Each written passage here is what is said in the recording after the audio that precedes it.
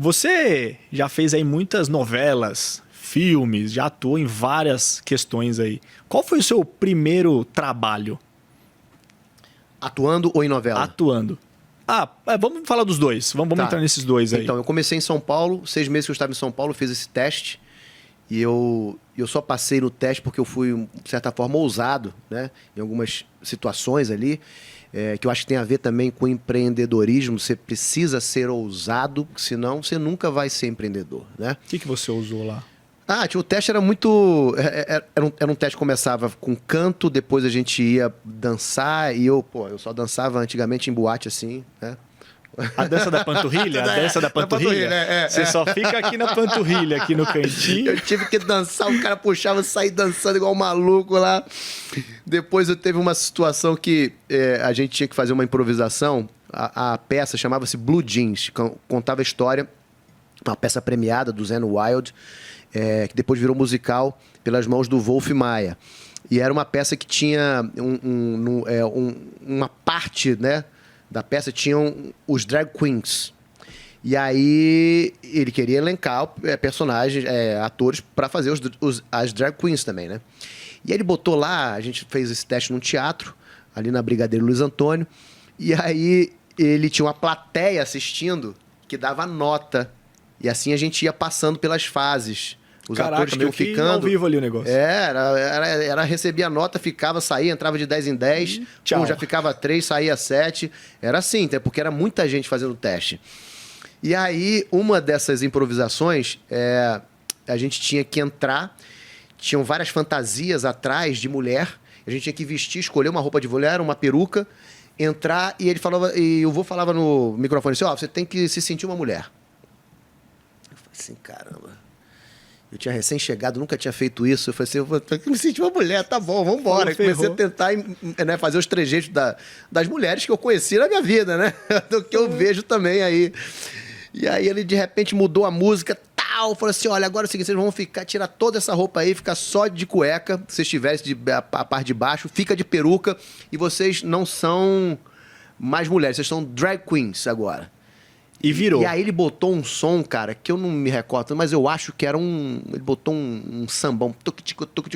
E tinha um monte de bailarinos participando também do teste. Um bailarino do meu lado, sambando. Eu olhei e falei assim, cara, ferrou, né? E o samba no pé? Eu não Suas tenho. aulas de balé? Assim, não tenho. Eu não tenho isso, eu não tenho essas qualidades. Então o que eu vou fazer, né? Eu peguei minha cueca, eu fiz um fio dental com ela, eu virei pra plateia e comecei a rebolar, né?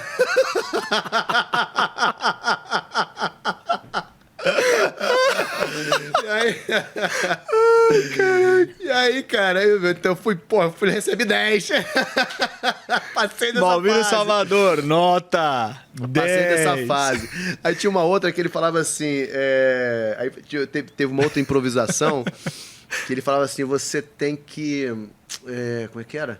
Você tem que escolher alguém daqui da plateia. Assim, porque a peça, ela tratava de garotos de programa. A peça é o seguinte, era um cara que era um homossexual que saía com garotos de programa no Trianon e foi assassinado. E a polícia ia atrás de um garoto de programa achando que era ele, e ele não era, na verdade, o assassino. O assassino era um outro, né? E então começava a peça de trás para frente, ele caindo de um prédio e tudo mais.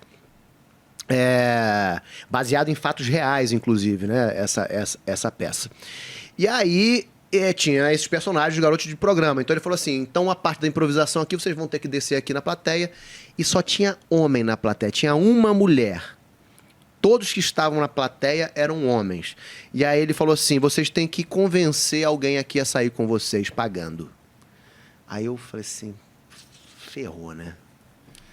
Aí Caraca, o bicho pegou. Como fazer isso, cara? Do nada? Caraca, assim... Cheguei pra ele. Falei assim, eu tenho que ir logo... Eu cheguei no Wolf. Falei assim, e aí, tudo bem? Cheguei lá, quer sair comigo, não sei o que lá. Ele se aproximou de mim assim, botou a mão aqui assim na minha nuca. Quanto? Aí eu tremi, né? Falei, caramba, qual que é o meu preço, né? Você falou... Tremi, né? Tremi. Aí eu falei assim, ele falou assim, Aí eu falei assim, R$500. Aí ele falou assim, tá caro. Não tá valendo isso, não. Tá caro. Eu falei assim, Pô, mas você não vai se arrepender. Foi buscando argumento pra justificar o valor. Deixa pra depois. E saiu. Eu falei assim, cara, eu fiquei tão envergonhado. Eu falei assim, não vou conseguir mais, né? Aí, o Júnior, que era assessor de imprensa dele, eu já tinha conhecido aqui em São Paulo. Já tinha conhecido, né? E por acaso, foi coincidência total. E tava na plateia, eu falei assim, caraca, você tá aqui, você é assessor do Wolf, eu nem sabia, né? Eu já tinha conhecido por acaso, né? Sim. Por um outro conhecido aqui que também. E aí eu fui lá com ele, sentei devagarzinho e falei assim, meu, vamos ficar conversando aqui, só pra não ficar aqui à toa paradão, porque tu não vai perceber que eu não tô chegando em ninguém. Vai dar uma enrolada aqui, me ajuda, Deixa eu dar bro. uma enrolada aqui, cara. Eu não consigo mais chegar em ninguém, não. Fui logo lá no voo, ele me deu uma parada, eu tremi, eu saí de banda. Aí ficou aqui. Só que essa era uma eliminatória. Se não passasse nessa, você tava fora. Aí eu falei assim, ih, ferrei. E aí ele saía perguntando, depois quando a gente voltou pro palco, assim, perguntou pra plateia quem que tinha saído com eles. Aí o cara falou, sai com aquele ali, fulano, sai com aquele ali. Quando chegou no Júnior, ele falou assim, saí com o Malvino. Ele falou? Ali, saí com aquele ali, ó. Aí eu fiquei. Então ele me salvou. Pô, o cara te salvou, bicho. Então, Caramba. por umas, assim, pela ousadia, mesmo com vergonha, essas coisas, fazendo coisas que eu não estava acostumado a fazer ali, eu entrei no espetáculo, entendeu? Totalmente fora da sua zona de conforto ali, né? Totalmente fora da minha zona de conforto, né? Falou, meu, colocou ali e falei, se vira, brother. Tem que fazer isso. Se vira, mas passei, né? Então eu acho que foi isso. E aí depois eu entrei. Depois eu fiquei 3 anos em São Paulo estudando, né? Eu fiz alguns cursos aqui em São Paulo.